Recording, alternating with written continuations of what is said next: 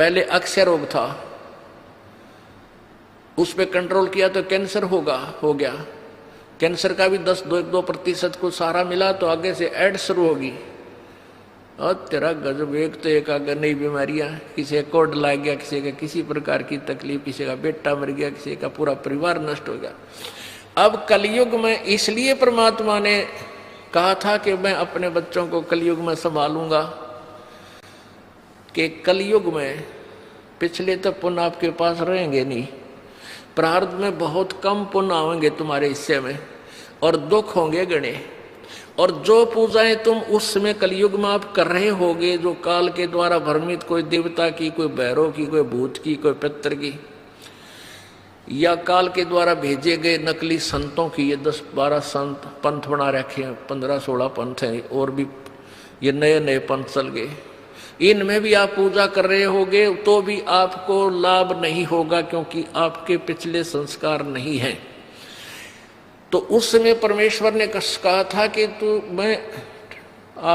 तो काल ने ये कहा था कि कलयुग में इनको ऐसा कर दूंगा, ये भक्ति के योग नहीं रहेंगे, शराबी, कवाबी, स्वार्थी, निर्लज, ऐसी पिक्चरें बना दी। देखते आप देख लो पश्चिमी देशों में नग्न नाच हो रहा है, सरेआम जो घूम रहे हैं जैसे पशु घूमया करे, नंगे, कोई कुर्ते के छोटे छोटे कपड़े पहनकर बहन बेटियां भी सरेआम ऐसे घूम रही है।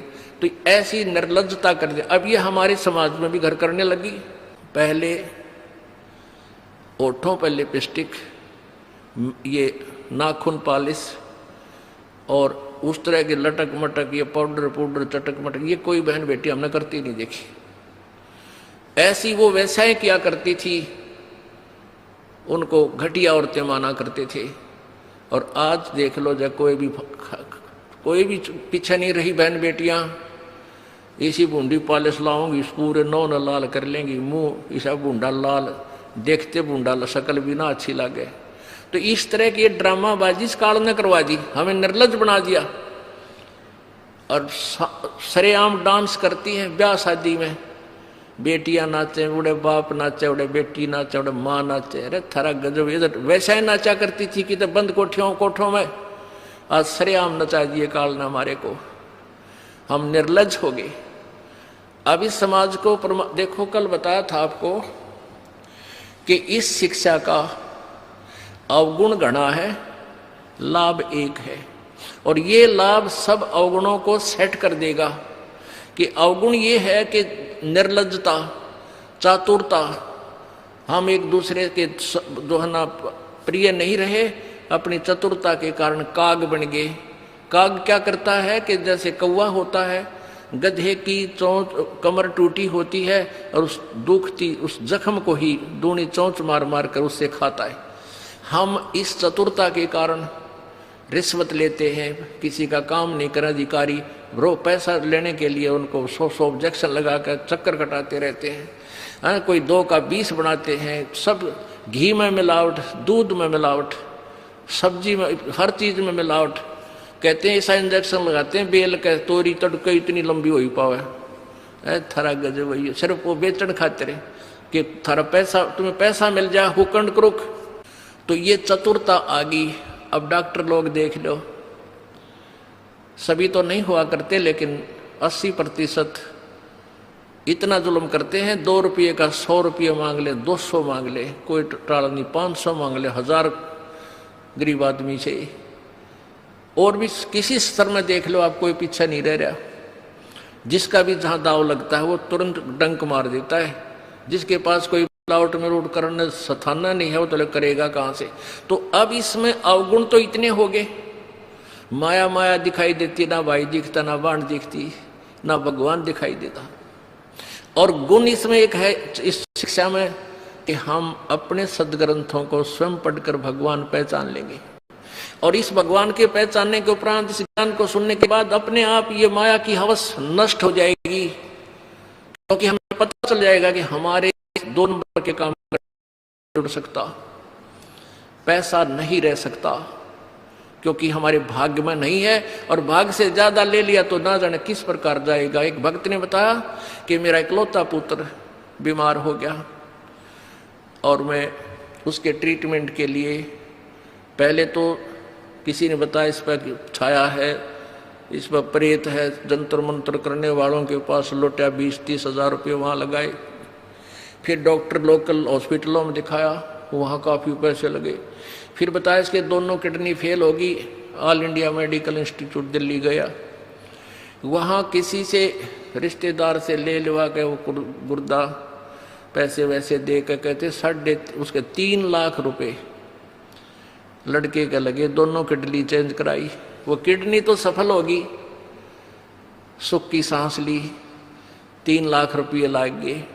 और 6 महीने के बाद वो इकलौता पुत्र बस एक्सीडेंट में मर गया। ओ तेरा गजब है, टक्कर मार मार कर रोया।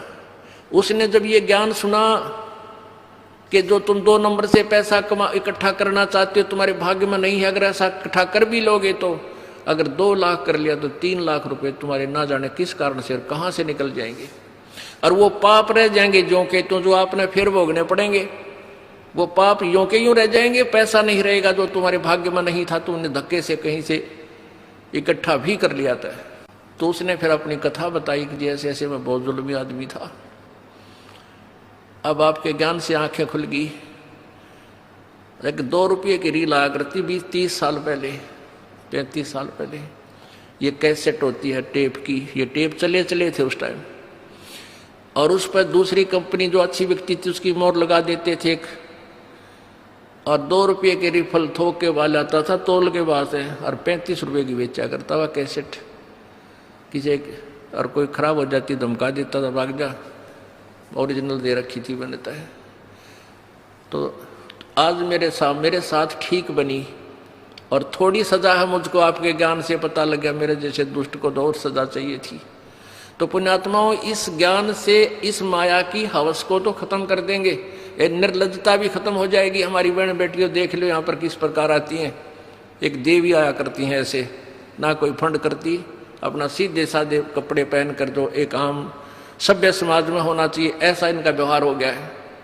और जाके देख लो कितने शहरा में कार्टून बने अंडे हैं लड़कियाँ। तो पुण्यात्मा इसको सेट कर देंगे, लेकिन ज्ञान इस शिक्षा की आवश्यकता इसलिए थी कि हम अपने सदग्रंथों को समझकर उस भगवान को पहचान लेंगे, ये अति आवश्यक था। तो परमात्मा कबीर जी ने ये शिक्षा अब सार्वजनिक करनी पड़ी। नहीं, पहले केवल एक वर्ग पढ़ता था, एक वर्ग ब्राह्मण, और उस बाकी सब अपना धंधा करते थे, रोटी का जैसा भी धंधा था, कोई पाली जाया करता, कोई भेड़ बकरियां पालता था, उनकी ऊन बेच के गुजारे करते थे, खाते नहीं थे। कोई गाय पालते थे, कोई खेती करते थे, कोई मजदूरी करते थे, अपना ठीक टाइम पास कर रहे थे। ऐसा ही काम हमने चाहिए था, और भगवान की भक्ति साथ चाहिए थी। चाहे कोई आज अफसर है, चाहे गरीब है, अमीर है, मजदूर है, किसान है, चाहे दुकानदार है, अगर वो नेक नीति से काम करे अपना और भगवान की भक्ति करता रहे तो सबका मोक्ष होगा। बुराई छोड़नी पड़ेगी, 2 नंबर का धंधा त्यागना पड़ेगा, और समर्पण भाव से प्रभु के चरणों में आपको लगना पड़ेगा। मोक्ष दूर नहीं है। अब आपका सौभाग्य है कि परमात्मा ने अब ये समय सिलेक्ट कर रखा है, पूर्व निर्धारित था कि कलयुग में जब बिचली पीढ़ी आवेगी तब इन अंशों को मैं पार करूंगा। प्रथम पीढ़ी में परमात्मा, प्रथम जो पीढ़ी थी, प्रथम चरण में आज से 600 वर्ष पहले कबीर परमेश्वर प्रकट हुए स्वयं, और उन्होंने वो लीलाएं करके दिखाई जो भगवान किया करता है।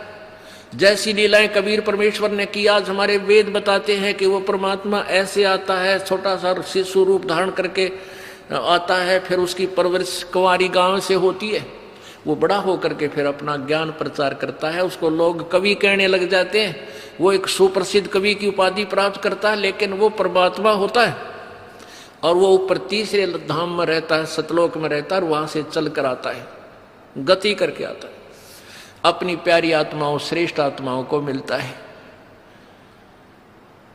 और जो उसकी शरण में आ जाते हैं उनके सर्व रोग, हर तरह के किसी प्रकार की बीमारी है गर्भ में, शरीर में, या कोई और आपत्ति है, कर्म दंड है, उन सब को नाश करके उनको सतभक्ति देता है, सुखी करता है और सत भक्ति करवा के उनको सत्यलोक ले जाता है।